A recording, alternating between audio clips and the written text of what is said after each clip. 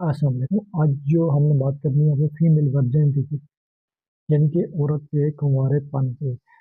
ये आमतौर पर ट्रेंड पाया जाता है कि शादी की पहली रात को अगर औरत को ब्लीडिंग हुई है तो वो कुंवारी है, और अगर उसको ब्लीडिंग नहीं हुई तो वो कुंवारी नहीं है।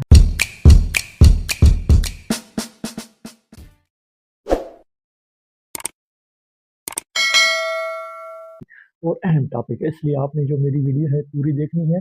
जैसा कि इंट्रो में आपको ऑलरेडी इस टॉपिक के बारे में बताया गया है, आपने ये वीडियो पूरी देखनी है और आपको आपने इसको स्किप नहीं करना है। इससे आपको इंशाल्लाह काफ़ी मालूमात मिलेगी।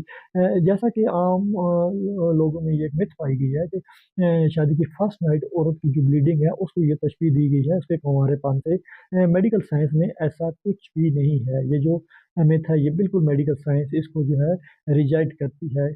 क्योंकि आपकी जो है लेडीज़ की जो होती है विजाइना उसको जो है पर्दा बकार या जिसे हम हाइमन कहते हैं वो पूरी तरह से उसको कवर नहीं किया होता।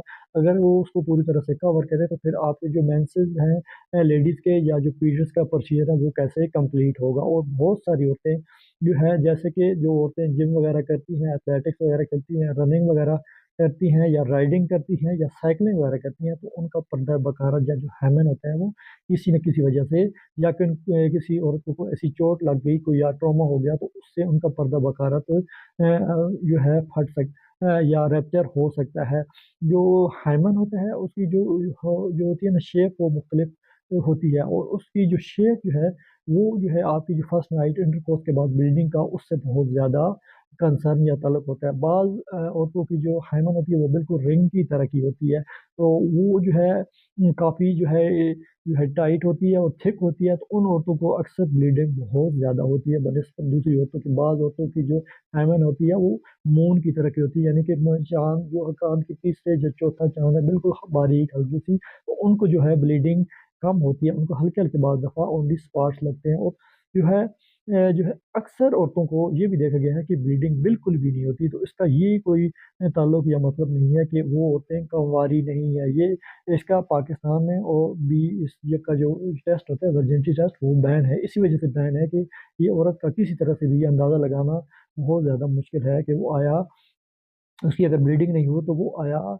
कंवारी है या नहीं है। और क्योंकि अक्सर औरतों की जो हाइमन होती है यानी कि पर्दा बकारत होता है वो शादी से पहले ही कोई इस तरह की एक्टिविटी करती हैं, जैसे कि रनिंग, एथलेटिक्स वगैरह हो गई, जिम वगैरह हो गई, राइडिंग या साइकिलिंग वगैरह, या कोई ऐसा ट्रॉमा या एक्सीडेंट तो उससे भी हट सकती है। तो ये हम आम लोगों की जो एक मिथ है वो बिल्कुल ही गलत है कि अगर शादी की फर्स्ट नाइट औरत की ब्लीडिंग नहीं हो तो वो कुंवारी नहीं है, और अगर ब्लीडिंग होगी तो वो कुंवारी होगी। अक्सर जो है 70% औरतें ऐसी होती हैं जिनको फर्स्ट नाइट ब्लीडिंग होती है, जबकि 30% ऐसे औरतें होती हैं जिनको फर्स्ट नाइट ब्लीडिंग नहीं होती। तो उनका ये बिल्कुल ये तसव्वुर किया जाना कि ये कुंवारी नहीं है, ये बिल्कुल ही गलत है। और जिनको अक्सर जो है जिन औरतों को ब्लीडिंग होती है, कई औरतों को बहुत ज़्यादा होती है और कई औरतों को बहुत ज़्यादा कम होती है।